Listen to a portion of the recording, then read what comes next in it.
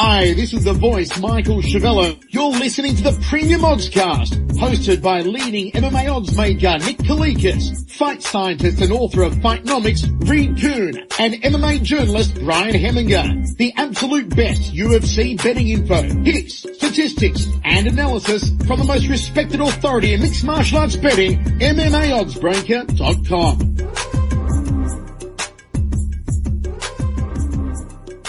Welcome to the Premium Oddscast, presented by BetDSI. I'm Brian Hemminger, joined today by leading mixed martial arts oddsmaker Nick Kalikas to break down this Saturday's UFC on Fox 28 event, which takes place in Orlando, Florida.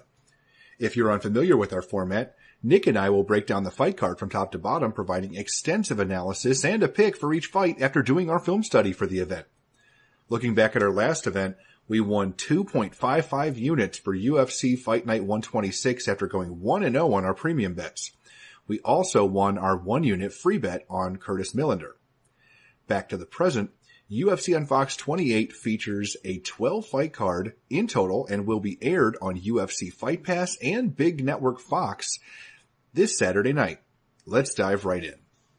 Now, kicking things off on Fight Pass is a bantamweight contest between Albert Morales, who is 7-3-1, and Manny Bermudez, who is 10-0. Now, Nick, where were the odds open for this fight, and how has the public shifted things so far? Bermudez opened minus 245, the comeback on Morales plus 175, and that was offshore. The line actually in Las Vegas opened with, checking now, Bermudez minus 175, it looks like, in the comeback on Morales at plus 155. So what happened was the early action did come in on Morales early on offshore, and it drove the line down a little bit, and then Vegas and the market in general pretty much went up with the lines as well. So that's why you're seeing right now at BetDSI.com, our sponsored sportsbook, currently minus 180 for Bermudez, and the comeback on Morales at plus 150. So again, line margins have tightened up. There is two-way action on this fight, but a little bit more coming in on the dog early on.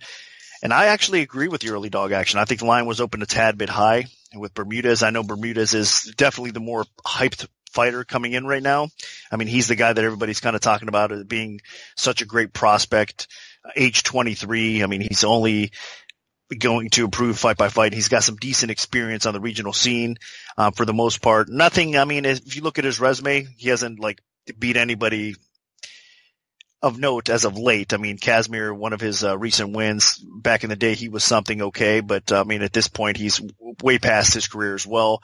Sal Almeida, that was actually a pretty solid win for him, although it was a wrong decision. I mean, so that was a bad decision as well. So you got to dig deeper is what I'm trying to say with Bermudez, because basically what you're getting with him is a phenomenal ground fighter. I mean, the guy has some very slick submissions, really slick triangle chokes, really slick guillotine chokes. That's the kind of fear you have to have with this guy, is when he gets around your neck, or, you know, he gets you in all sorts of awkward positions on the ground, he's capable of submitting you. He doesn't need much to do so. So where most people would probably not be in much danger, Bermudez has that kind of unorthodox but slick and technical submission game that you could be in some serious trouble if you're leaving limb out there, or again, your neck exposed. He'll take advantage. So very slick, very dangerous on the ground. His stand-up game isn't bad. It's developing still. It's getting a little bit better.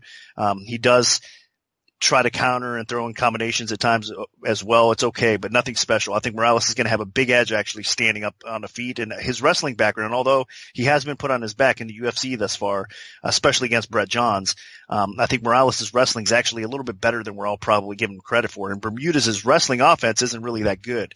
So in my opinion, what we're going to see here is Morales kind of stifle the takedown attempts of Bermudez, keep this fight upright, and then probably do some damage on the feet and outstrike Bermudez to the point where he pulls away and either wins a decision or maybe even gets a late stoppage over Bermudez. So this is a big step up in competition for Bermudez, in my opinion, fighting Morales, where as Morales, he's facing a very dangerous opponent, but it's kind of a step down, in my opinion, because he's faced some pretty solid fighters recently in the UFC. It's almost like they're using Morales already as a gatekeeper type of situation, for the bantamweight division, which he hasn't had a ton of experience doing so, but Morales is definitely not an easy out. And he needs to pick up a win here. I mean, he's lost to two very good fighters in Lopez and Johns, his last couple outings, and they're giving him another opponent that he's going to face here in Bermudez, which is another prospect. So Morales has to get the job done if he wants to keep, his contract and everything, in check for the UFC.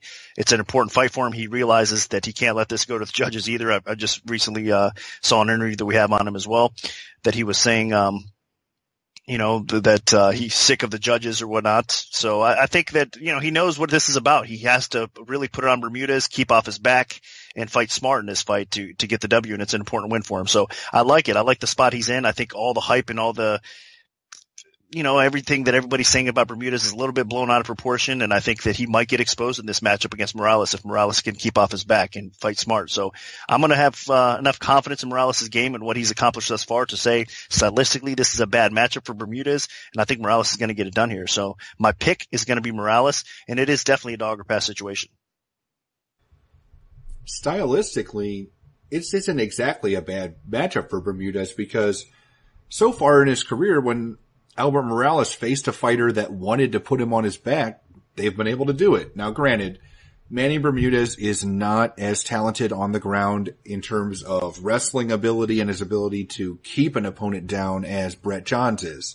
But I still think Manny Bermudez is a very talented grappler. And this is a guy with a lot of slick chokes. He can do a lot of things. And I think that he can really frustrate Morales if and when this fight goes to the floor, because once it does that, that's Bermudez's world. Bermudez is not that great of a striker, so I would say if in stand-up exchanges, Morales should have the edge, although Morales, he still has that same problem of trying to swing for the fences whenever he is in the stand-up portion of the fight, and he loads up on too many shots, he leaves himself wide open to counters, and he's been punished by superior strikers in that department, but against Bermudez, he should be able to get away with it. So, this fight's going to boil down to whether or not Bermudez can take Morales down and keep him down, because if he does, and he does it for at least 2 rounds, then he's going to win at least a decision. While Bermudez is good on the ground, I don't know if he'll be able to actually submit Morales. I'm not going to rely on that, but I do think that he's talented enough to take Morales down and win at least 2 rounds. So I'm going to go with that. Although, you never quite know with the UFC debuter. A fighter can look great on film and then they step into the octagon and they get themselves too hyped up and they gas out quickly, and all kinds of crazy things can happen in a debut when they still kind of have those octagon jitters. So if Bermudez does not have that problem, then I think that he can win this fight. If he doesn't, Morales can win. But I'm relying on Bermudez having the experience and ability to overcome any jitters and get the win here, because I do think that his ground game will overcome Morales' power and striking edges. So my pick is going to be Bermudez. Now dropping down to the flyweight division, we have Eric Shelton, who is 11-4, taking on Alex Perez, who is 19-4. Now, Nick, what's the MMA oddsmaker's perspective on this one? Line opened minus 160 offshore for Perez. The comeback on Shelton at plus 120. And right now, it looks like over at betdsi.com, it is minus 140 for Perez, plus 110 for Shelton. And then in Vegas, it opened up minus 145, plus 125. So line margins have tightened up a little bit. There is a little bit more action coming in the dog's way. And I had another spot where I do agree with the early dog action coming in. And now again, it hasn't been crazy movement because Perez is still a slight favorite, but this is a good fight. You have 2 of the better guys fighting in the flyweight division. Perez coming off of a very impressive UFC debut. The guy was also actually on Dana White's Contender Series recently as well and got a impressive finish on that. So he's got kind of back-to-back wins in the UFC if you want to consider the Dana White Contender Series UFC fight as well. So he's a finisher, man. That's what this guy's about.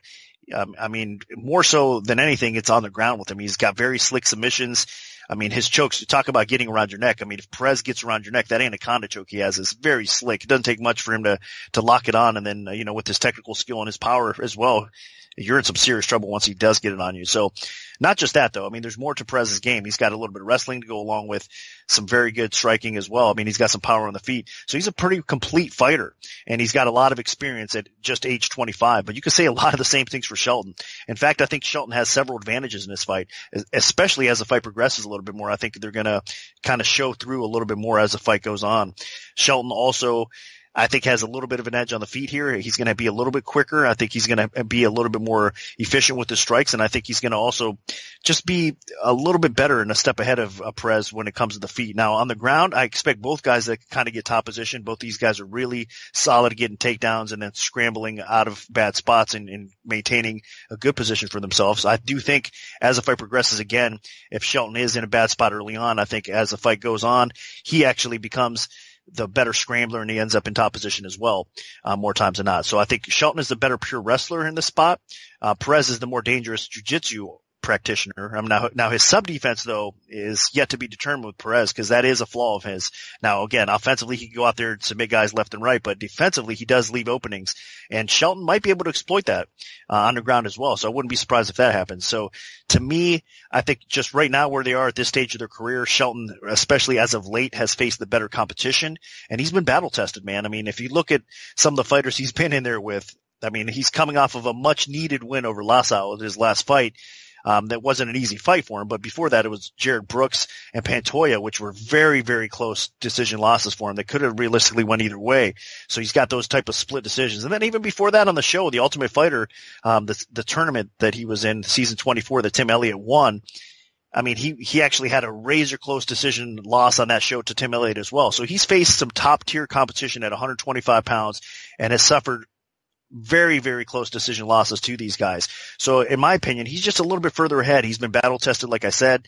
I think he's going to be prepared for this fight, and I think he's going to be consistent throughout the fight, whereas Perez is going to have kind of lapses at times where I think Shelton could take control and take over the fight and probably win a decision on the scorecards doing so. So my pick is Shelton. It's another dog or pass situation. I just think it's going to be a competitive fight. It'll be a close fight, but I think Shelton's going to stay out of danger and he's going to probably come away with a win. So that's the way I'm going to go. And I agree. I mean, Alex Perez is an extremely talented grappler, but I think people might be getting a little biased towards him based on his UFC debut performance, because the guy he fought was not very good. I mean, Carl Johns Day Thomas is not a good fighter. He's not a UFC caliber flyweight. And yeah, Perez looked great against him, but is he going to look great against a more serviceable flyweight like Shelton? I don't know. Clearly, if this fight goes to the floor and stays there and Perez is able to get some of his grappling game going, then yeah, I think that he will look pretty solid. I mean, Perez has a very strong choke game, especially from the front headlock position. Shelton does not want to be stuck in that position with Perez. Perez is willing to drop down and go for that anaconda choke on a moment's notice. I mean, he is very sneaky. He has good long arms that are capable of pulling that choke off very well. So if I'm Shelton, I just avoid the ground game almost exclusively here. I mean, it's easier said than done. I mean, when Shelton fought Jared Brooks, I mean, he got taken down about 4 or 5 times. So if Perez is able to take Shelton down and work the ground game, then this is a winnable fight for him. But I don't think Perez is that good on the feet, and Shelton is talented on the feet. And Shelton is a great athlete where if you do take him down, he should typically be able to scramble back to his feet. And if he can get back to his feet and then dish out some damage, then I think that he'll be in a really good position in this fight. Shelton, as Nick mentioned, has had some close fights that he lost in the UFC. I thought that he looked rock solid against Lausa in his last contest. He is a guy that's able to mix things up. I mean, he's capable of getting takedowns. He has a decent wrestling game, but I think he should avoid it here and just work on utilizing his power and speed on the feet to try to do some damage to Perez, punish him during stand-up exchanges, and work back to his feet, or to just create distance whenever the opportunity arises, because you don't want a submission guy like Perez to get close to you and potentially lock something up. I think Shelton is going to be able to avoid those situations, and even if he does get taken down, I'm not quite sure Perez can keep him down. And I think Shelton does pull this one out. I think he might win by knockout, but more often than not, he probably wins a decision by just outworking Perez in the stand-up. And avoiding being put on his back for extended periods of time. So Shelton's going to be my pick. Now moving back up to the bantamweight division, we have Rani Yahya, who is 24-9 with 1 no contest, taking on Russell Doan, who is 15-7. Now, Nick, where were the odds open for this fight, and how has the public shifted things so far? Looks like offshore lines open minus 285 for Yahya, the comeback on Doan at plus 205. And again, based on the Vegas lines, it looks like out there they were around minus 265 plus 225, so nothing drastically changed from that. And right now the current lines at BetDSI minus 265 for Yahya plus 215 for Doan as well. So line margins have tightened up a little bit, and you're seeing two-way action in this fight. Nothing crazy either way. I think the line was okay overall, and we all know what this fight's about. If Yahya can get the fight to the ground, he's probably going to at least control Doan en route to a decision win. If not, he probably submits Doan along the way. So Yahya has to get this fight to the floor, and by doing so, he does what he does best. And if you think about it, man, the guy is 33 years old. I mean, in MMA years, he's way above and beyond that, and he's still on a great streak recently that he's been on. The only loss as of note was obviously the fight to Joe Soto, which Soto is a very talented bantamweight in his own right. Even though he's had his struggles off and on, he's been a little inconsistent, but Soto is a very quality bantamweight to suffer a loss. So that's not even a bad loss for Yahya is what I'm trying to say. And then if you look at his resume, who he's beaten out of the group of fighters that he's faced, I mean, all really solid fighters. I mean, even though they're not in UFC right now, with Tanaka, for example, a guy that really should be in the UFC, in my opinion, still. Lopez he beat, and Briones in his last fight, a solid guy. But, I mean, Yaya's just been running through these guys still at age 33. Doan, he's been up and down in his own right as well. We were expecting a lot more from him, coming into the UFC, but he's kind of shown us what his difficulties are, and a lot of it's been on the ground with fighters. So on the feet, he's not bad. He definitely has an advantage over Yahya here with the striking game. If he's able to keep off his back and stuff the takedowns from Yahya, he's going to be able to outstrike him and do some damage and possibly even knock Yahya out.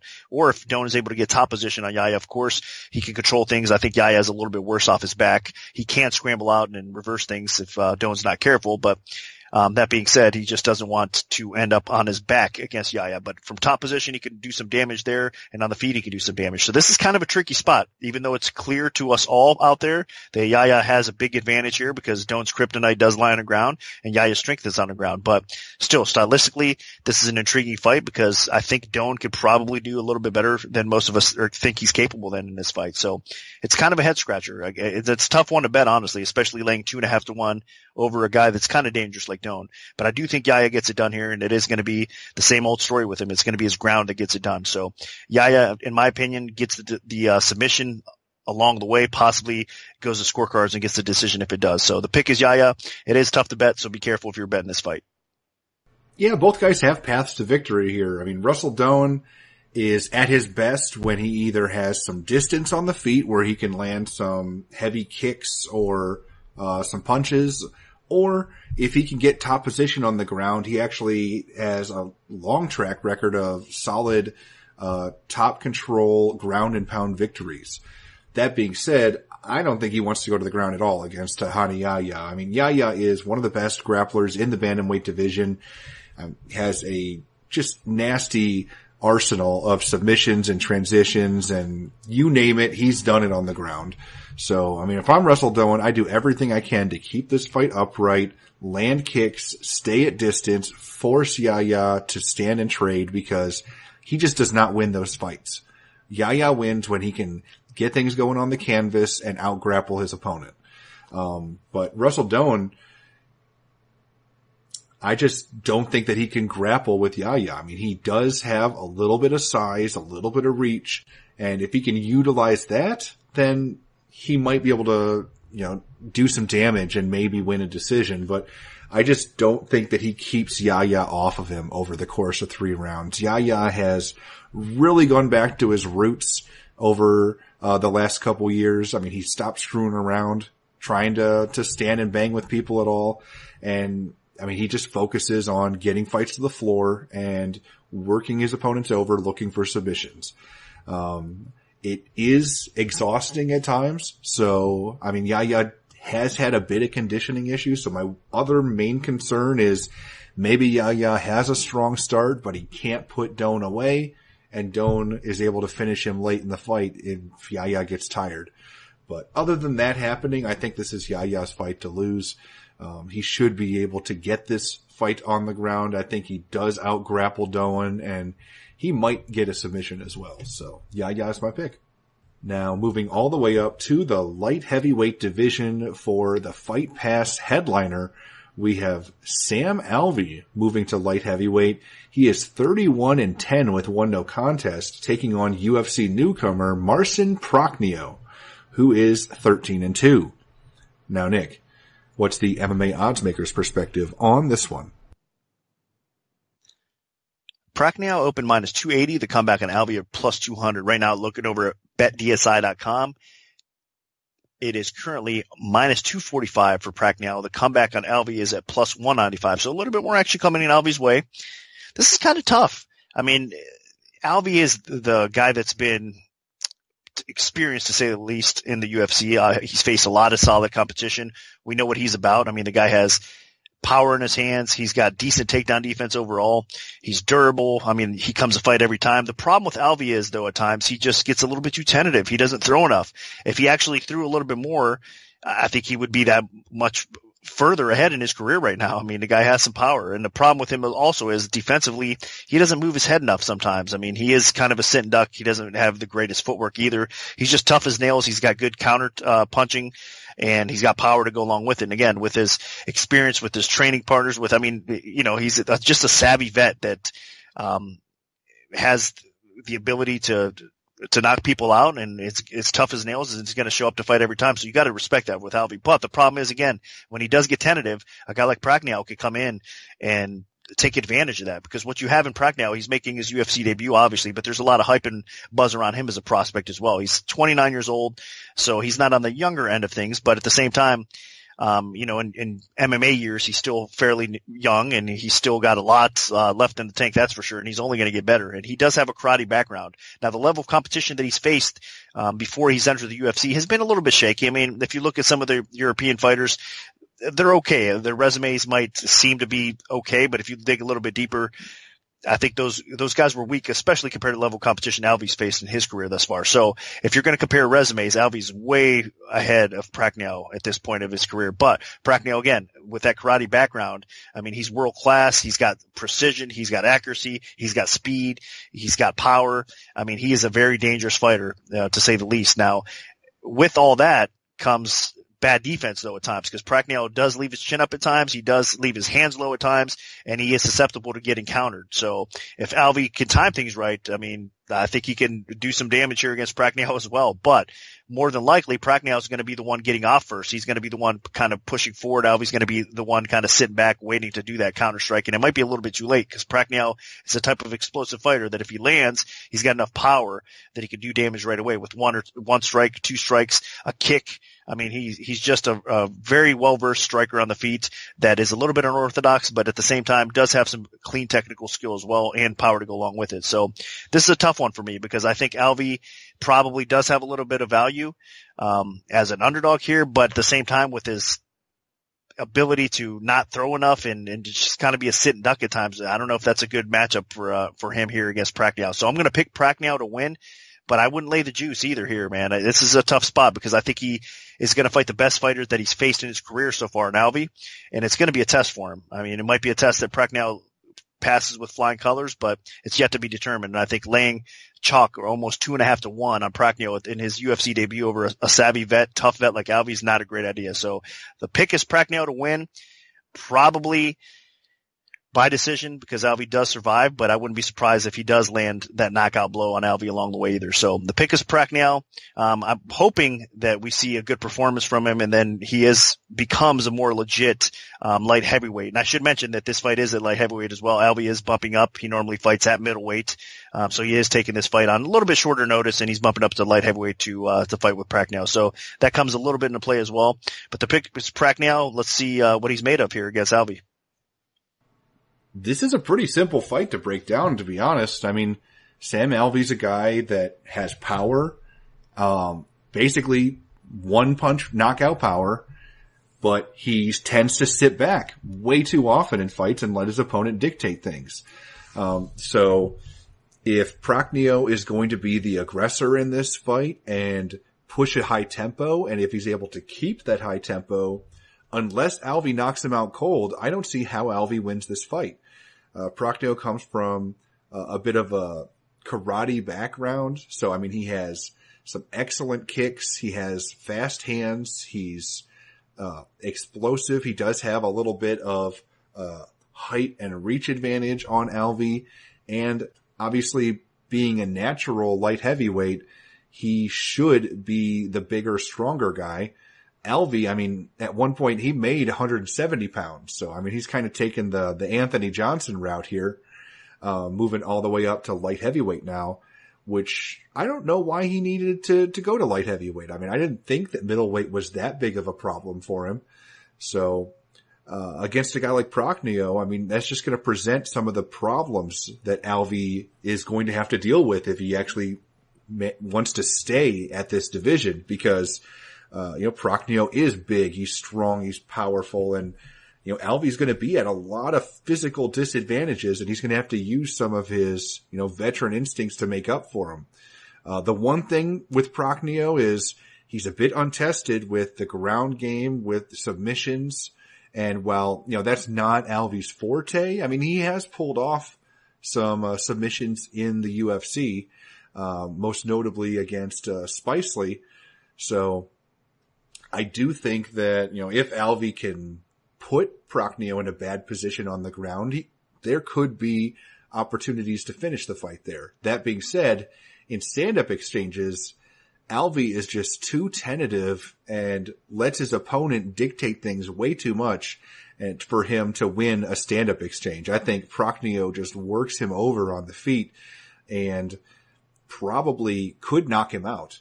Alvey does have the power to potentially hurt Prachnio as well, but I think, Prachnio has a much more diverse striking skill set, and he can really dish out some punishment in this fight if Alvey allows him to, which he typically does.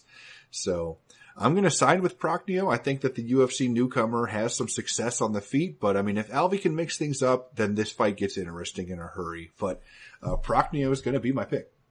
Now, dropping down to the welterweight division, we have Ben Saunders, who is 21-8, 8-2, taking on Alan Jouban, who is 15-6.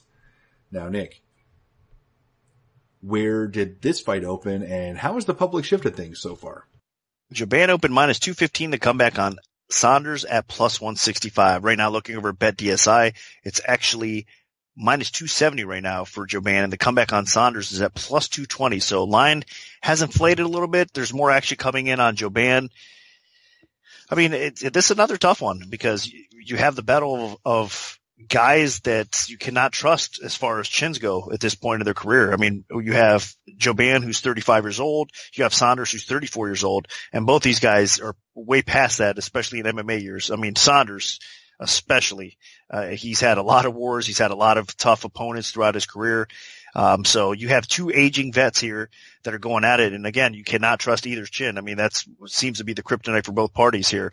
Saunders overall, though, I think, he's always overperformed. He's always a threat because of his length, because of his skill set. I mean, the guy has some good striking. He's got some good kicks. He's got some good knees. He's able to beat a lot of opponents on the feet. On the ground, you put him on his back, he gives you fits because it's jiu-jitsu, it's with his length, with his technique. So Saunders is a very complete fighter and a very dangerous fighter. He's capable of finishing the fight anywhere it takes place. And again, I think you always have to give a guy like that respect. But unfortunately for him, against good grappling-based fighters that can avoid his submission game, obviously they can control him, get him down, and usually kind of out-wrestle him to a decision. Or if he's fighting devastating strikers that can kind of have decent defense and get around that length a little bit, they catch his chin and knock him out. So that's the flaws with Saunders. Jouban, on the other hand, offensively, the guy's fun to watch. I mean, he has precision striking, he's got power, he's got speed. He's actually got okay defense overall on the feet. He's got decent takedown defense as well. So he's a pretty complete fighter in his own right. He's not an easy guy to sub. Now, of course, if you hurt him first and his chin goes, I mean, for a lot of these guys, you can hop on their back and sub them fairly quick. So, but overall, Jouban is a tough guy to sub. So I think it's going to come down to who makes the first mistake here and whose chin holds up. So I'm trusting Jouban just a little bit more in this case because I do think, again, technically speaking, he's a little bit better defensively, and I think I trust his chin just slightly more than Saunders at this stage in the game. But, I mean, there's no way I can have confidence with either guy significantly here either way. So I do think it's another spot where it's a dog or pass situation, and maybe people are underestimating Saunders in this spot because Saunders lands first. He could put Jouban out, and so he's not going to be an easy out. So this is a tough one to pick. I'm going to lean slightly towards Jouban, but I don't agree with the action coming in more towards Jouban in this spot because, like I said, I don't know if you could trust either guy. So hard to bet this fight. I lean Jouban, but we'll see how it all plays out. And I completely agree that the first big strike could decide this fight. I mean, Alan Jouban and Ben Saunders are long, capable strikers, and they both have power, and they both have pretty weak chins. So, if either one of them gets in trouble, both men have the capability of pursuing a finish and getting the finish. That being said, I think that Alan Jouban has a little bit more finishing ability. His hands are a little bit better than Ben Saunders. Saunders is a little bit more reliant on his Muay Thai game and distance kicking game. And potentially Saunders is a little bit more reliant, at least these days, on his grappling. And I think if Jouban doesn't want this fight to go to the ground, it's not going to go to the ground unless he gets hurt first. So, with Ben Saunders, I feel like maybe he's in a bit more of a decline at this stage of his career than Jouban is. I think Jouban does have a little bit more to prove. Granted, Jouban has lost 2 in a row. He hasn't looked particularly good getting hurt and finished in back-to-back fights, but I think that against somebody that's not quite as explosive as his last couple opponents in Saunders, Jouban should be able to see the heavy strikes coming and either block them or get out of the way and then dish them back out. So I think this is a favorable matchup for Jouban, although you always have to be concerned when you're backing a fighter that doesn't have good durability. But I think Jouban can avoid the heavy strikes from Saunders, but still dish out his own. And I think that at some point he does hurt Saunders and probably puts him away. So Jouban is my pick. Now dropping down to the women's strawweight division, we have Marina Moroz, who is 8-2, taking on Angela Hill, who is 7-4. Now, Nick, what's the MMA oddsmaker's perspective on this one? Moroz opened -140 the comeback on Hill, even money at +100. Right now, looking over betdsi.eu, it is currently Hill -160, the comeback on Moroz at +130. I think that's a little bit more accurate, to say the least, right now. I mean, Moroz is definitely a talented fighter. She is working that stand-up game to the point where it's definitely getting better, but she's more known for her grappling game, and she does have some slick submissions. She's got that length to go along with it, especially for 115 pounds. I mean, she's not an easy out in most cases, and she does like to push forward, likes to work behind her lead jab, and again, she's improving her stand-up where she's getting a little bit more aggressive, getting a little bit more confidence.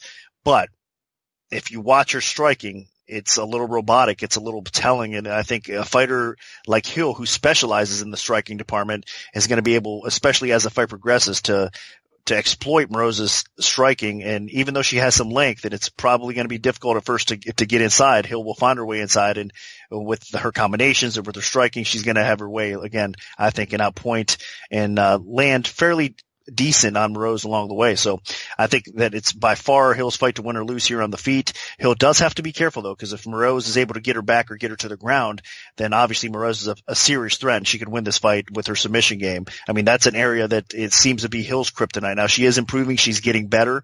We've seen noticeable improvements on the ground with her, and her submission defense has gotten better. She's not giving up her back as much, which is obviously a good sign because, in a spot against a very good grappler, you don't want to do that.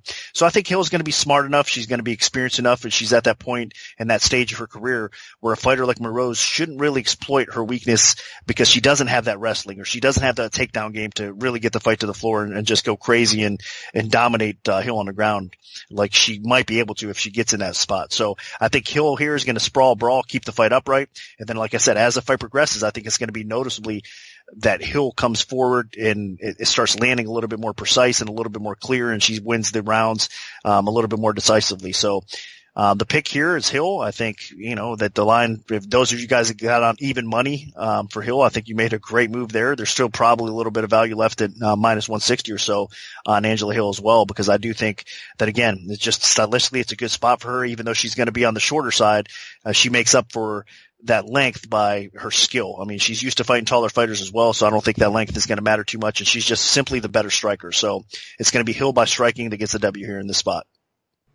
For me, this fight boils down to Angela Hill's work rate, which she does throw at a higher volume of strikes than Moroz. That being said, she was kind of forced to because of her fight with Jessica Andrade, which was just a back and forth slugfest where she just got overwhelmed a little bit. Moroz, on the other hand, she picks and chooses her spots. I mean, she has shown some decent striking so far in her UFC career. Nothing amazing, but I think the most impressive performance was when she hurt Joanne Calderwood early in the fight and then pulled off a submission.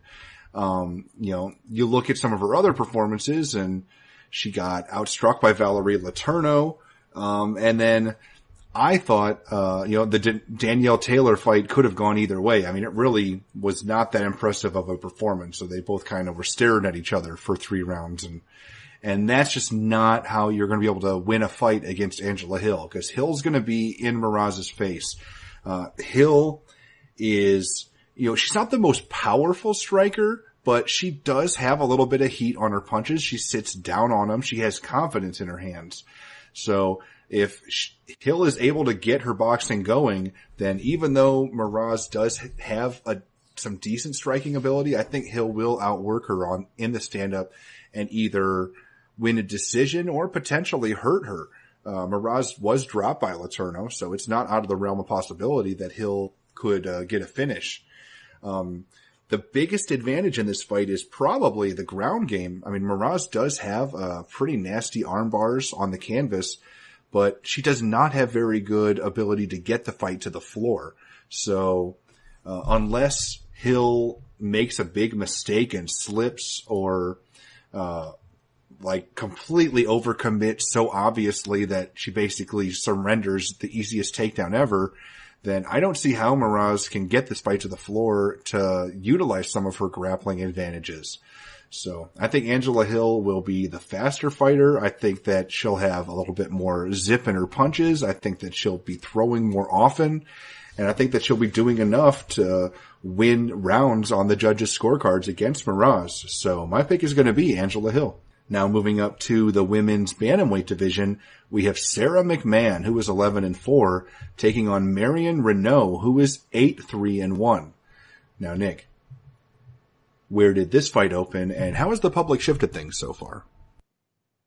McMahon opened minus 195 to come back in Renault plus 160. And right now, looking over at betdsi.eu, it is currently minus 240 for McMahon, and the comeback on Renault is at plus 190. So more action coming in McMahon's way.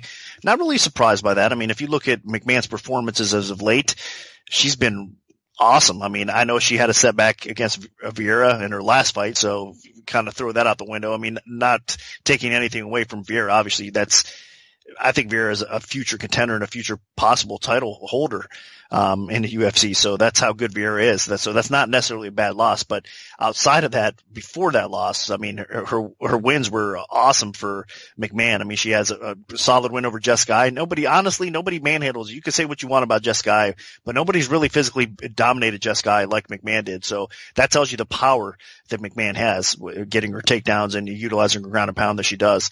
And then, of course, I mean, submitting Alexis Davis. That was impressive as well for McMahon. It got her confidence rolling. And then, her win over Mazzani wasn't really a shocker there. So she had a lot of good momentum, going her way where she needed to, because man, that devastating submission loss to Nunes where she got drilled on the feet and then, got choked out there.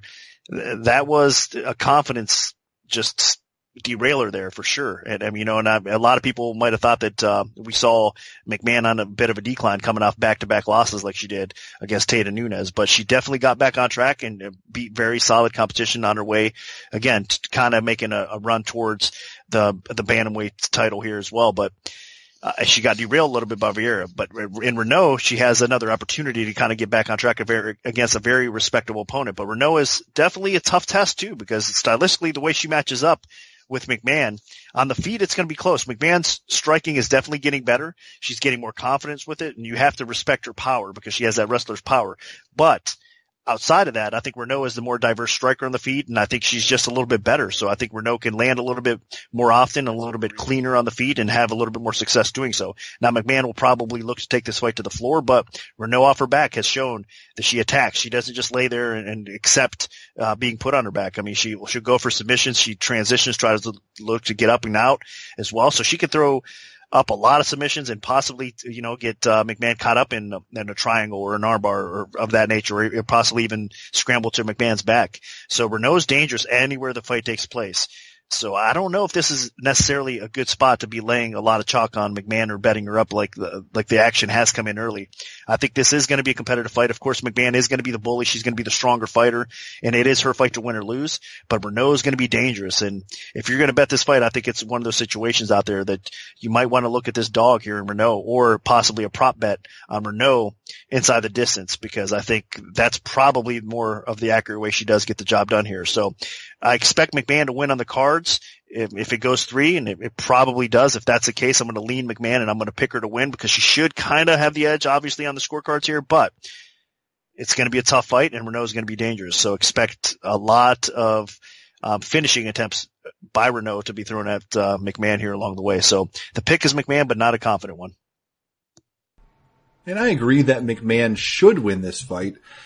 She is just the more physical, aggressive, and stronger fighter, and Marion Renault does not have very good takedown defense. I mean, you saw that in her last fight. She got taken down repeatedly. I mean, thankfully her opponent had horrific conditioning, and Renault was just able to outlast her a little bit and then pick up a late TKO victory. But against somebody like McMahon that does not gas in fights, I think Renault's in a lot more trouble. I mean, McMahon will get takedowns and is going to put Marion Renault on her back at some point in this fight, probably in every single round. What Renault does after that is really what's going to decide who wins or loses this fight. If Renault can get back to her feet and dish out some damage, that's great. If Renault can put McMahon in some submission holds, that's also pretty great. I mean, McMahon does not have the greatest submission defense. I mean, we've seen her choked out or submitted a couple times now inside the octagon. So I would not be shocked if Renault catches her with something. Renault does have some decent length, and she has caught opponents with a triangle choke in the past. So McMahon could get caught in a triangle choke if she's a little too over enthusiastic with her takedowns. Renault does come from a grappling background before she actually started striking. So I can see McMahon getting herself in some trouble, but that being said, as long as she is cautious with her takedowns and not overly aggressive and leaving openings, then she should pull this fight out. I mean, yeah, Marion Renault's the better striker, but how long is this fight going to be staying standing? I mean, Sarah McMahon is a very good wrestler, and she knows that wrestling, ground and pound, maybe, getting in some submissions of her own are the path to victory. And she did pull off a submission against Alexis Davis, which surprised me. So, I wouldn't be shocked if she is able to overpower, Marion Renault and find something as well. So my pick's going to be Sarah McMahon. And realistically, the only way I see Renault winning this fight is by catching McMahon in something from her back, which I think is easier said than done. So McMahon is my pick. Now moving on to the Fox preliminary card headliner, we have former bantamweight champion Renan Barão, who is 36-5 with 1 no contest, taking on Brian Kelleher, who is 18-8. Now, Nick, what's the MMA oddsmaker's perspective on this one? Barão open -160. The comeback on Kelleher at +120. Right now, looking over betdsi.eu, it is currently Barão -156. The comeback on Kelleher at +126. So again, line margins have tightened up a little bit. 2 action coming in this fight. Crazy that Barão is only a -160 favorite or so, -156 favorite right now against Kelleher. I mean, who would have thought that, honestly, a few years ago, that Barão would, not disrespecting Kelleher at all, but, kind of a journeyman fighter that has made his way into the UFC, that deserves to be there. And Kelleher obviously pulling off some wins and has kind of, caught his groove. That's why he even got his UFC opportunity. So he's a very good fighter. But Barão was on a different level. I mean, we were talking about him being one of the pound for pound greats, for crying out loud. What a decline he's hit. So the odds are that competitive for a good reason. It is going to be a competitive fight. That's what's kind of a head scratcher to me as well, because Barão, I mean, technically speaking, the guy has great striking. He's got really good wrestling, and he's got great jiu-jitsu. I mean, his jiu-jitsu game probably is severely underrated at this point of his career. I mean, let's not forget what this guy is capable of underground, but he hasn't produced his best showing for a long time. I mean, Barão has, again, been on a decline. He's starting to gas a lot sooner in fights, so he's not putting his foot on the gas. I mean, his chin is a little bit more susceptible. His defense is worse. He's just sloppier. So he's definitely hit that decline spot, and Kelleher is not going to be an easy opponent for him. I mean, he pushes a high pace. Obviously, what Kelleher is more well known for than anything else is his submission game, honestly. I mean, if he gets around your neck, you're in some serious trouble. He's got that wrestler's grip with great technique, and he's hit that guillotine choke so often that it's like second nature to him. So even if you're a guy, a BJJ black belt, a high-level black belt like Barão, if he gets around your neck, if Kelleher gets around your neck, you can be in some serious trouble. So you want to make sure you're aware of that. I think Barão will be, obviously, because that's one of Kelleher's main weapons. But Kelleher has other submissions. I mean, he's smooth on the ground, so Barão has to be very careful if he does go for these takedowns and looks for the ground battle with Kelleher. But even on the feet, Kelleher pushes such a high pace. I mean, he's the type of fighter that his gas tank is pretty good, and he just continues to come at you. I mean, even if it's round 3 and, if fighters typically start to slow down, Kelleher's still coming at you 110%. I mean, so with Barão fading as the fight progresses as of late, I don't think that's going to be a good situation for him as the fight progresses. So I think what we're going to see here early on is Barão probably being the front runner, getting off to a good start, but Kelleher is going to close the gap as the fight progresses and probably make it an interesting fight on the cards if it gets to the cards. Now, both these guys are capable of finishing each other. Like I said, I think Barão honestly could finish Kelleher still. If anything flawed or anything bad in Kelleher's game, it's a sub defense. I mean, he does make some bonehead mistakes on the ground sometimes, and he gets caught up in some traps. So Barão is more than capable of finishing Kelleher on the ground. But again, if Kelleher does not get finished, then if it hits the scorecards, it's probably going to be a very competitive fight. So Barão, I lean towards him a little bit because I still think he has enough left in the tank to beat a fighter like Kelleher. But again, at this point, to lay chalk on Barão from what we've seen lately, it's pretty difficult to do. So tough one to bet again. I lean Barão to get the W and maybe even finish Kelleher along the way. But we'll see how it goes. And hopefully Barão shows us a little glimpse of what he used to be and not fading and just putting on an impressive performance. Cause man, I really miss watching that Barão fight, to be honest with you. Yeah, this fight boils down to whether or not Renan Barão has much left in the tank or not. I mean, at one point, it wasn't even that long ago, he was in the debate for the best pound for pound fighter on the planet. And then he lost to TJ Dillashaw twice and then moved up a weight class, and that didn't work out for him. Moved back down to bantamweight, and that didn't really work out for him in his at least return against Sterling. So now he's taking on Brian Kelleher, and Kelleher's not an easy fight here. I mean, in his debut, he submitted Yuri Alcantara, and then in his last fight, he scored a TKO victory over Damian Stasiak. So you cannot underrate Brian Kelleher. That being said, as talented as Kelleher is capable of being, he is more of an all offense, not much defense type of guy. So I can see Renan Barão knocking Kelleher out on the feet. I can see Renan Barão submitting Kelleher on the ground. It just all comes down to Renan Barão and how much energy he's willing to expend. I know conditioning has probably been the biggest issue with Barão.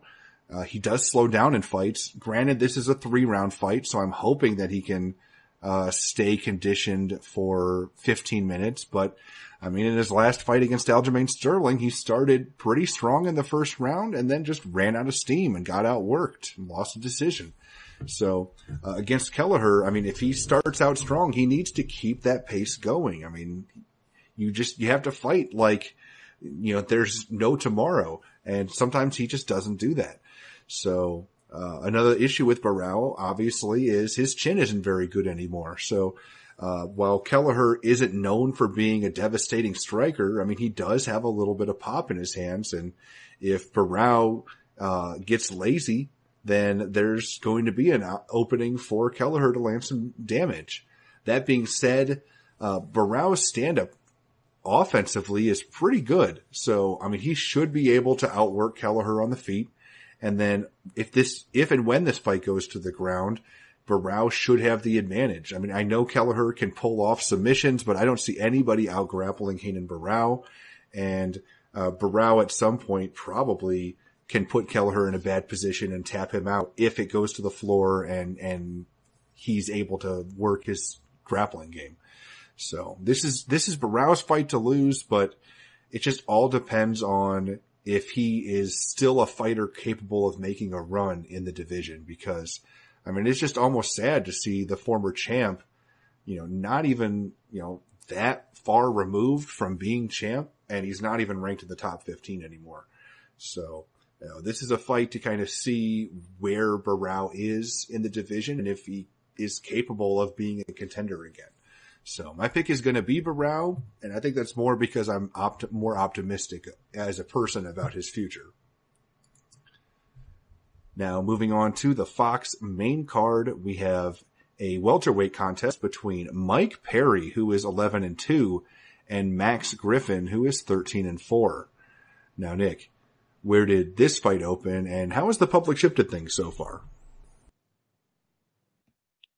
Perry opened minus 230, the comeback on Griffin at plus 170. Right now, looking over at betdsi.eu, it is currently minus 360 for Perry, and the comeback on Griffin is at plus 280. So more support coming in Perry's way. I'm not really that surprised. I mean, stylistically, how these guys match up, Perry does have a striking advantage, and with his wrestling, he should be able to keep the fight upright. Even though Griffin does have a little bit of power in the feet, as he displayed against Montano, in his knockout win, and his only win in the UFC thus far. Perry has shown better defense than I originally gave him credit for when he first entered the UFC. I think Perry has really found his groove. He's getting better fight by fight. He's getting better mentally, physically. He's got more confidence as well. So Perry's at a good place right now. And I think that it's going to be hard for Griffin to kind of derail Perry at this point, and especially how they match up. Like I said, I think Griffin kind of needs to get this fight to the ground to have a little bit more success. He does have knockout power, and if Perry leaves himself exposed, I mean, Griffin has enough power to put him down, but more than likely it's going to be Perry doing the damage along the way. It's going to be Perry stuffing the takedowns and keeping this fight upright. And I think basically that's what he does to win this fight. He outpoints Griffin, if not finishing him along the way. So the Perry hype train is going to kind of continue to roll here. I think a lot of fans get behind him, for good reason. I know he's coming off of a tough decision loss to Ponzinibbio, but Ponzinibbio is an elite striker, and Perry was competitive in that fight, to say the least. He had his moments, that's for sure. So I think he bounces back here with an impressive win over Griffin, and it might be a finish. So he could have himself another highlight reel type of finish as well. So this is stylistically, I think, a difficult matchup for Griffin. So I lean a little bit more towards Perry in this fight, and that's who I'm going to pick to win. Yeah, Mike Perry, Max Griffin, both guys have a lot of knockout power. Neither guy is the most durable. So I could see this fight going either way. It just really comes down to who lands that first big shot. That being said, while They both are powerful. I think in terms of pure striking ability, Mike Perry is the better striker of the two. He fights a little bit longer. He has shown some improvement with his defense. While he does get hit and hurt in fights, he actually avoids damage at a much higher rate than Griffin. And he pushes a higher pace than Griffin. So I think this is a pretty good stylistic matchup for Perry. I mean, he should be able to get his hands going. I mean, Perry mixes up things well with his knees, with elbows. I mean, he's a dangerous fighter. And while Griffin does have power, I think that he relies a little bit too much on his athleticism and his ability to get in quick and land damage than being able to sustain damage over the course of a full round. So unless Griffin is able to step inside and really hurt Perry and follow up quickly, then I think Perry just outworks him over the course of 3 rounds, potentially gets a knockout along the way. I just think this is even though both of these guys are strikers, I think it favors Mike Perry here because of his defense and the volume of strikes that he throws. So Mike Perry's going to be my pick. Now moving up to the light heavyweight division, we have Ovince St. Preux, who is 22-10, taking on Ilir Latifi, who is 14-5 with 1 no contest. Now, Nick, what's the MMA oddsmaker's perspective on this one? OSP open -135, the comeback in Latifi -105, and right now looking over at betdsi.eu, it is currently OSP -125, the comeback on Latifi -105, so line margins have tightened up a little bit. About to pick 'em fight with a slight lean towards OSP, and I think it's right. I mean, you have 2 top-tier light heavyweights going at it here. Both of these guys have had their moments throughout their UFC runs, and they've kind of made it towards the top tier of the light heavyweights for a reason. I mean, both of these guys have power on the feet. They're capable of finishing opponents by knockout. Obviously, for OSP, he's got a lot of length for the division. He's athletic. He has a ton of power. He can knock you out with his kicks. He can knock you out with his knees. He can knock you out with his hands. So he's got a lot of ability to finish fights. And then, of course, on the ground, I mean, he's got that Von Flue choke that he's hit a few times. I mean, he's got an underrated submission game as well. So OSP's a handful to deal with. But at times, his conditioning, I'm not so thrilled with. He does kind of slow up. His defense at times on the feet can be sloppy. He leaves himself wide open as well. So he does have his flaws, and he does have his moments where you can get through. And a guy like Latifi, even though he's going to have to overcome a lot of reach, he might be able to get inside, and if he does and he starts landing on OSP, then he's got enough power to do some damage, that's for sure. And Latifi also has a pretty decent takedown game. Now, OSP's not the easiest guy to get on the floor, but as we've seen in the past, I mean, really good wrestlers have been able to get him down and utilize the ground game against OSP as well, controlling him and getting some takedowns and that sort of thing. So maybe Latifi does that. I think it's going to be difficult for him here, though, the way these guys match up. But I do think it's going to be a competitive fight. Both these guys can hurt each other, like I said, on the feet. Both of these guys are explosive enough and talented enough to get the job done. So I can see it going back and forth a little bit. And both of these guys are a little bit susceptible when it comes to chins as well. So with power and a little bit of a suspect chin, there's definitely concern either way here. But I just think the length of OSP is going to come into play. He's going to be the more physical fighter here. I think he's going to be able to utilize that kicking game and hopefully use his distance the proper way to keep Latifi on the outside and then, do some damage and kind of pick him off and pick him apart and possibly even knock Latifi out. So I'm going to pick OSP. I just think the intangibles there with his length and his skill and his size and being such a close fight that a lot of that's going to kind of be the difference maker, I think, in this fight personally. So can never count Latifi out though, man, because like I said, I respect the guy a lot. I've seen what he's able to accomplish when he's on. I mean, he's tough to beat at light heavyweight in the UFC, that's for sure. So not an easy win for OSP, but I do think he gets it done here. While OSP does have the physical advantages in this fight, I mean, clearly, he's got 7 inches in reach, 5 inches in height. He's got the longer legs. So during prolonged stand-up exchanges, if he fights long, then Ilir Latifi's gonna be in some problems. But that being said, Latifi is the more technical striker of the two. I think his stand-up, he has heavy hands that are with decent boxing ability. We've seen him utilize that against John Vellante, a guy that had another big physical advantages over him, and Latifi was just able to overcome those by using his speed and technical ability. But potentially where Latifi could shine in this fight is with the grappling. He does come from a grappling background, and he utilized that in the Tyson Pedro fight, facing a guy that was a bigger opponent than himself. He was able to get inside, get takedowns, repeatedly dump Pedro on his back and wear him down a little bit over the course of 3 rounds and easily won a decision. So that was a rock solid performance for Latifi. He got 4 takedowns, 4 guard passes. He outstruck Pedro. So that being said, Pedro wasn't as much of a threat on the feet. So, Ovince St. Preux definitely is. He's got power. His left hand is vicious. And if Latifi's not careful, he could eat that and be in big trouble in a hurry. But if he can get inside and drag OSP to the ground, then Latifi has a pretty solid path to victory here. He can get takedowns, get top position, win rounds, and do damage from top position. And OSP is not exactly known for having amazing conditioning. So I think Latifi could just wear him down with takedown attempts and aggression. So in prolonged stand-up exchanges, Ovince St. Preux should get the better of those and might even hurt Latifi along the way.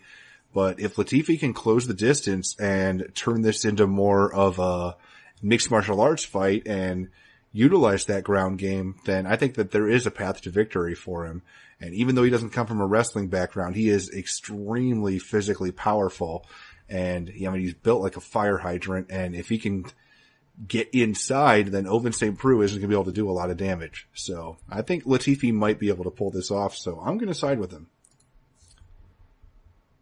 Now, moving on to the co-main event of the evening in the women's strawweight division, we have a likely number 1 contenders fight between Jessica Andrade, who is 17-6, and Tecia Torres, who is 10-1. Now, Nick, where did this fight open, and how has the public shifted things so far? Andrade opened -290, the comeback on Torres at +210. Right now, looking over at betdsi.eu. Currently, Andrade -319, the comeback on Torres at +254. So more action coming in Andrade's way. It's tough to say because you don't typically see Torres hovering at around, +250s, +260s out there. That's not the case. She is definitely one of the best female fighters at 115 pounds in the world. She's been for a long time. We know what she's capable of. She was kind of the favorite to win the Ultimate Fighter as well in most of our minds. We thought she was, the total package. Her takedown defense was up to par. Obviously she's a really good striker, tough as nails, can keep a high pace, all of the above. But the problem is on the show, she got, the Ultimate Fighter show, she got exploited a little bit on the ground. She was able to get taken down. Her takedown defense didn't kind of live up to what we all expected. And since that time, that's kind of seemed to be her kryptonite a little bit as well. So Torres, even though she does have pretty decent takedown defense, it's not like she has bad takedown defense, but that is kind of a way that she has been struggling in fights from time to time. Now Andrade, man, what could you say?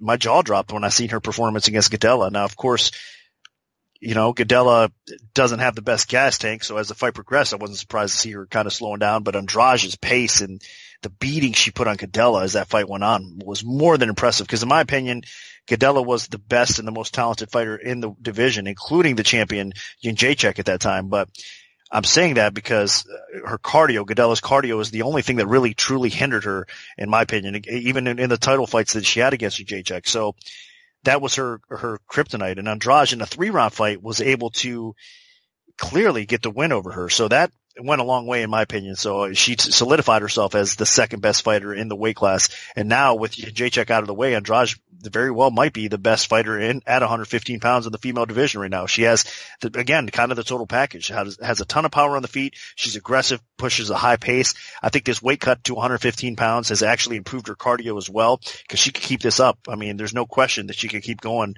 For 5 rounds if needed. So Andrade has a lot of things to like about her. Now, her takedown game is actually a bit underrated. She's so strong that she's able to ragdoll people to the ground as well. And that might be the deciding factor if she does beat Torres. Is on the feet, it's going to be close. I mean, it's going to be Andrade being the aggressor and landing more powerful shots. But Torres is actually, I think, the more complete striker. She's going to be moving and probably landing on her own as well, and might actually outstrike Andrade on the feet. But Andrade mixes in a takedown or two along the way, and that could be the difference of winning and losing this fight. So I do think the line is high right now. I don't think it should be up to 3-1, but it's tough to pick against Andrade in this spot, because what she's shown us lately in her improvements, I mean, across the board, and where she's at mentally in her career, I mean, she's on another level right now, and it's going to be hard for a lot of these ladies to catch up to her, even if you're as talented as Torres is. So the pick is going to be Andrade here, but I do think it is a dog or pass situation. And if Torres is able to keep off her back in this fight enough, she could pull this out and pull off an upset, because styles make fights. And stylistically, again, if Torres doesn't spend too much time on her back, she is a tough matchup for Andrade. So it is a dog or pass situation, but I am going to lean a little bit more towards Andrade to get the W, because I do think that she can and probably will edge out the scorecards here. This has the potential to be an extremely competitive fight. That being said, Jessica Andrade and Tecia Torres, I mean, I actually think Tecia Torres is the better striker of the two. Torres is pretty technical and mixes things up very well. Andrade is a little bit more focused on volume and aggression and pushing forward. And that works against fighters that don't have as much of a technical skill set, that are a bit more of a brawler or maybe a grappler that's still learning the ropes in the striking department. But I think against somebody like Tecia Torres, then I think Jessica Andrade can get outstruck in this fight and actually could get hurt in this fight. But where Andrade has the biggest edge is probably her physicality. I mean, she's won fights against legit women's bantamweights. I mean, Raquel Pennington is probably fighting for the title next against Amanda Nunes, and Jessica Andrade beat her the first time they fought because she outworked her on the feet. So, Jessica Andrade is definitely capable of winning against just about anybody in the women's strawweight division. And I thought that she put on the best performance of her career in her last fight against Claudia Gadelha. After a close first round, Andrade just turned it on and just repeatedly took Gadelha down and was able to win a decision. And against Tecia Torres, that's probably her path to victory. I know Andrade is known for her aggression and pace on the feet, but against somebody like Torres, I don't think that will work. And where Torres has had her issues throughout her time in the UFC and in her time on The Ultimate Fighter, it's been when fighters are able to take her down. Randa Marcos did it on Tough. Carla Esparza did it on Tough. And then in her last fight, Michelle Waterson even won a round by getting top position on the ground. So if Jessica Andrade can get takedowns and keep Torres on her back, she can win rounds. Torres still, as much work as she has been putting in to improve that part of her game, that's still her biggest weakness by a significant margin. So that's Jessica Andrade's path to victory, because if this stays standing, I think Torres actually can win it. But with the fact that Andrade can mix in those takedowns, and then you factor in her just tenacious aggression, I don't think that she gives up on the takedowns unless there's an injury or something. So I think that the takedowns will be the deciding factor. So Jessica Andrade is going to be my pick. Now, last but not least, we have the main event of the evening in the featherweight division between Josh Emmett, who is 13-1, and Jeremy Stephens, who is 26-14. Now, Nick, what's the MMA odds maker's perspective on this one? Stevens open minus 130, the comeback on Emmett minus 110. Right now looking over at BetDSI, it is currently minus 165 for Stevens, plus 135 for Emmett. So more action coming in Stevens' way. Man, that performance that he just came off of recently against Choi was more than impressive. I mean, Choi was definitely a up and coming prospect that they were kind of matching up in the spot. And of course, Stevens picks him off. I mean, and impressively to say the least as well. So Stevens, we all know what he's made of. I mean, he's been around the UFC for a long time. And the crazy thing is, he's had so many fights in the UFC, and you can still push this guy towards a title shot at 145 pounds. As crazy as that is, I mean, he's faced basically the top tier guys in the division overall, and he suffered some losses. I mean, if you look back, he lost to Edgar, he lost to Holloway, of course, he lost to Swanson, to name a few. But I mean, you could kind of recycle Stevens because he's got so much explosive power, and he's such an exciting fighter to watch each and every time that he steps into the cage, that he gets on a little win streak, you can make him relevant again. And so, I mean, they're feeding him prospects I think, as a stepping stone for these prospects like Choi to get a win over Stevens, and then you kind of get launched to that next level. Same thing here with Emmett. Get a win over Stevens, you get launched to that next level as well. But if Stevens keeps getting these wins over these prospects, he continues to kind of climb that ladder and gets back in the mix as well. So that's what I'm talking about. He's still relevant. I mean, after all these fights at the UFC, and he's still very dangerous. So hats off to Stevens for kind of, in my opinion, kind of hitting his prime right now, because again, mentally, physically, everything is kind of coming into his own. He's never been more confident. He knows what he's about. He loves fighting. So you got to, again, take your hat off to him. But he's facing a very dangerous opponent here in Emmett. Emmett's been underrated, basically the whole time. I think, in my opinion, he's been in the UFC thus far. And this is a guy that bet against him actually, in Des Green fight. So, I mean, I was able to cash on the Des Green fight. I thought stylistically Des Green was a tough matchup. And there's a lot of similarities, honestly, between Des Green at lightweight and Jeremy Stevens at featherweight, obviously, because these guys, they both have good takedown defenses. They're both dangerous strikers. Now, of course, you can argue that Stevens is a more dangerous striker. I realize that, but I'm saying, making comparisons, guys that can stuff the takedowns, keep the fight upright, and do enough damage on the feet to kind of outpoint Emmett or even possibly finish him, give him trouble like that. So I see a lot of similarities there. But at 145 pounds, I think it is a great weight class for Emmett. I mean, he showed his size, his strength. He's coming off a very impressive performance, to say the least, over Ricardo Lamas. I mean, he just floored Lamas. That punch was beautiful that he hit him with, and that's the kind of power he possesses and the kind of timing and accuracy Emmett has as well. Now, on top of that, let's not forget, Emmett does have a wrestling background. The guy's capable of getting the fight to the floor, and he has a pretty good grappling pedigree as well. I mean, training with Team Alpha Male, all those guys are great grapplers. They have good chokes. You know that those guillotine chokes are something to watch out for as well. So Emmett is a very complete fighter, and this is a spot for him to get a win over a very respectable opponent like Stevens. And then again, like I said, launch himself to the next level here. He's trying to get in title contention at 145 pounds. And with a win over Stevens, especially an impressive one, he's going to be definitely heading in the right direction. He's going to be right on track for that. So it's tough though. I mean, it's going to be a difficult fight. Stevens is more battle tested, that's for sure. And my hesitation here, I'm going to pick Emmett to win, but I'm going to go against the grain because everybody seems to be going Stevens' way anyway. But my hesitation with Emmett would be that it is a championship type of fight, meaning the championship rounds are going to come into play here. It's a main event. So round 4 and 5 are going to be interesting because Emmett does have a tendency to slow down as the fight progresses a little bit. He's got all that muscle mass and that strength, and he does put his foot on the gas throughout the fight. And by the end of the 3-round fight, a lot of times he is not as fresh, obviously, as he was early on. So in round 4, round 5, a main event type of featured fight, what's he going to be like when he goes to deep waters? Because this fight has potential to go that long.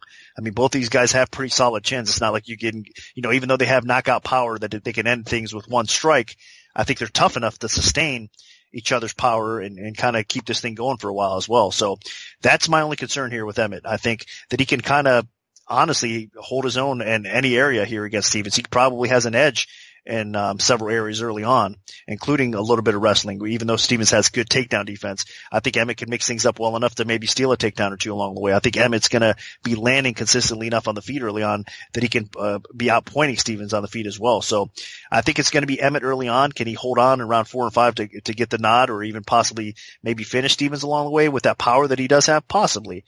But that's where my concern does get a little bit more real is if the fight does, like I said, get into later stages. So I'm going to pick Emmett. I am going to go against the grain. I do like what I see in this guy, and I think that he is a legit contender at 145 pounds, but this is going to be a stern test, and I kind of want to see this fight play out in round 4 and round 5 to see what he's really made of, because if he still has enough left in the tank in the deep waters, then the rest of the division definitely will be on notice here if he can get this job done against Stevens. So again, I'm going to go against the grain. I'm going to pick Emmett to win, but it should be a battle, and it's a great fight I'm looking forward to.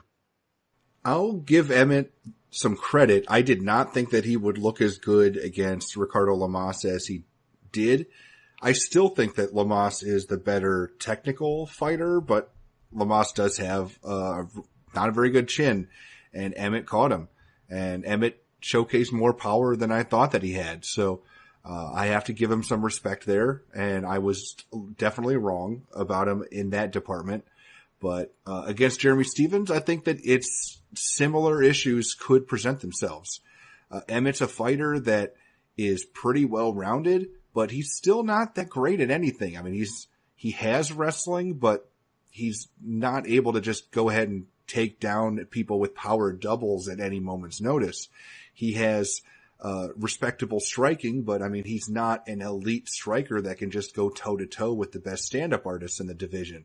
He has a little bit of power, but I don't think that he can just go out and smash people on the feet and knock them out with one punch like most of the top power punchers in the division. So it feels to me like he's more of a jack of all trades, master of none type of guy. While with Jeremy Stevens, we know what we're getting with him. I mean, he is a guy that, while he's not the most technical striker, he has improved in that department over the years. I think that he has become a more dangerous and capable striker. He always has had the power, and conditioning has really never been that much of a problem for him.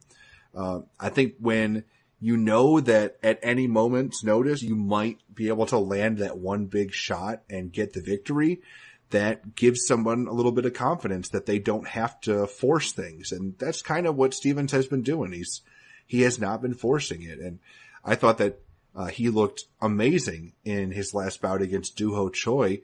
That's a fighter that is very dangerous and exciting, and Stevens was composed against an explosive, powerful striker, and was very good with his striking defense and really punished Choi and eventually got the second round stoppage. So this time around against Emmett, I think Stevens will push a good pace on the feet. I think that he can at least hold his own, if not get the better of Emmett in the stand-up portions. And Stevens has always had pretty good takedown defense. I mean, it's only been the best of the best that have been able to put him down, like Frankie Edgar. So I think with Stevens having stuffed guys like Nick Lentz in the past, or not Nick Lentz, but Darren Elkins in the past, then I think that he can stop Josh Emmett from getting the takedown. So while I do see Josh Emmett as a more well-rounded fighter, I think that Stevens is a little bit more refined in the areas where he is still really good. And Stevens is good enough to thwart some of Emmett's bigger strengths. And as Nick mentioned, conditioning is something that could be a huge factor in this fight. We haven't seen Emmett go 25 minutes before, but Stevens has headlined several contests now. And I think that he'll be just fine going 25 minutes. We've seen him get those late third round stoppages in fights. And, he's a guy that's going to be dangerous from start to finish in this fight. And I just think that Stevens will do enough to sway the judges if it goes 25 minutes. I think as this fight goes on, it'll move a little bit more towards Stevens because he has a little bit more confidence in his conditioning.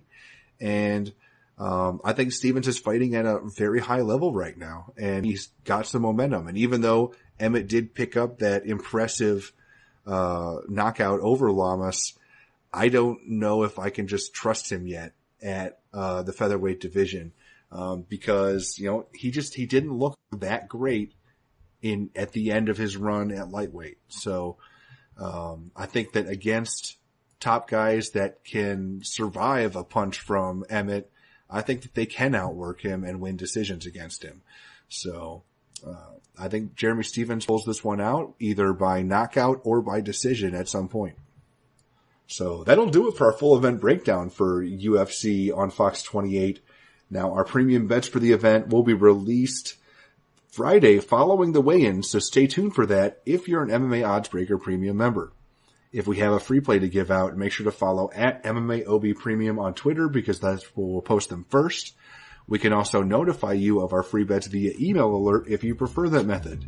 Just send an email to picks@MMAOddsBreaker.com and we'll add you to our free bet mailing list. Special thanks to BetDSI. Good luck, everyone, and hopefully the betting gods are on your side this weekend.